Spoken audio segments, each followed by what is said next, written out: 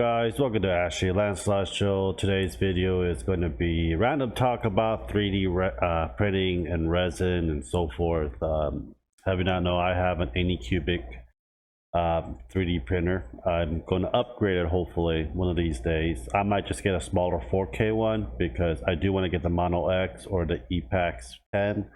I want at least a bigger one, medium size, so I can print a lot more bigger stuff, but it is what I got and it's what I can afford.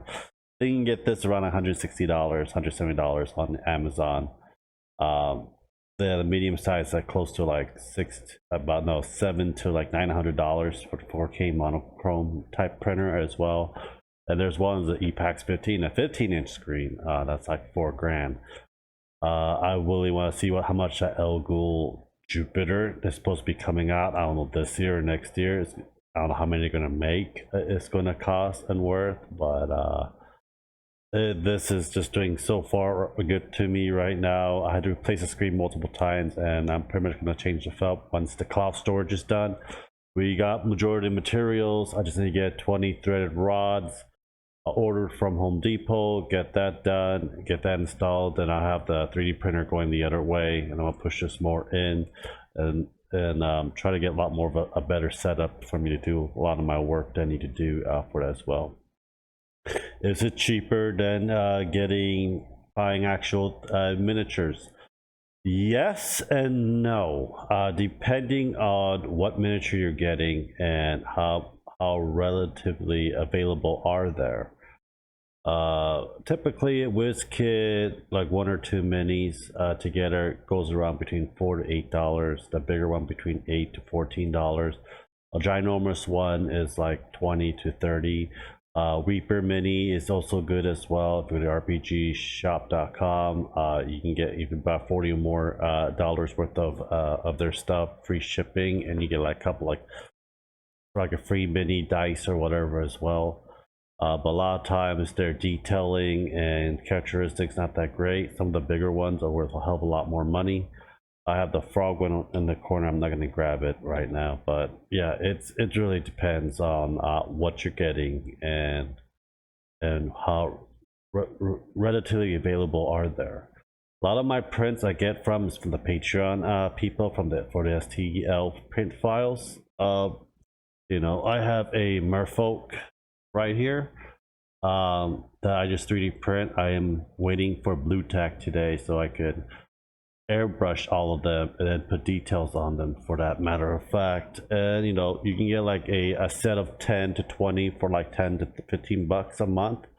And right now I'm doing an underwater homebrew battle.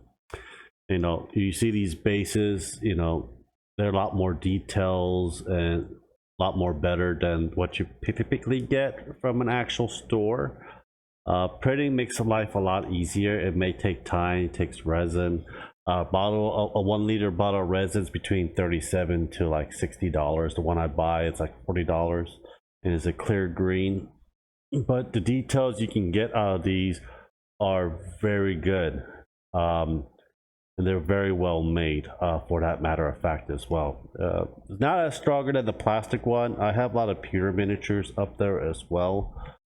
Pewter, they don't make much pewter minis anymore because of lead that's inside of it. So you know, so I'm like, nope, no lead minis for you as well. But overall, I spent about I spent a good amount of $40 to $80 on resin a month. I spent about $200 a month on STL files, about $200 for STL files alone. So I have more of a variety of different types of undead I can get, underdark creatures, lizard folks, kobolds, dragons. Like the Tiamat you saw, that's all 3D printed as well. It just takes a lot of time to print them and set them up. And you know, the machine will have wear and tear, but overall, the amount of miniatures I bought for $200 a month, I print a hell of a lot more than what I buy at the store. So I'm actually saving myself a tremendous amount of money. Will I have space in a couple years? Probably not. I'm already cleaning the other side of the shelf right now to make more space for my minis for that as well. and it is one of those things that you're going to have to figure out, if it's worth it. If you don't have a regular D&D game, if you don't have the funds for it, not for you. If you have the funds, you want to spice up your D&D game, then it might be for you. But other than that, there are a lot of things you can and cannot do with 3D printing. A lot of times I'm trying to look for drow STL files. They're ridiculously hard to find, and there's not that many of them. If people are like know how to make STL files, they're making drows for their Patreon, let me know. I'll be your Patreon, because I need like an army of drows. I mean, like different shapes of different poses and different classes of drow. I need a lot of different types of priestesses. There's like different families of drows within the story of the Forgotten Realm series. I need drows, and those are one of the hardest thing to find. Is a lot of the creatures that you will not be able to get at the store, you can actually find them on the ST file, and they're like really high quality. You can print them out. I got the grill, the grack, and the gnolls, and the poison snails, the evil snails. But yeah, it is one of those things. And you can print your own anime statue files too, if you have the funds to buy them. I got a couple of them that I want to print out really badly right now, but right now I only have that one printer. I need a second or a third printer so that I can actually get stuff done on it. But other than that, that's all I have for the 3D printing aspect of it. But it's one of those things. I bought this last year in May, and I replaced 3 screens. And each screen, I found out that buying a third-party screen is a lot cheaper. It'll last a lot longer than you buy the actual place for any cubic.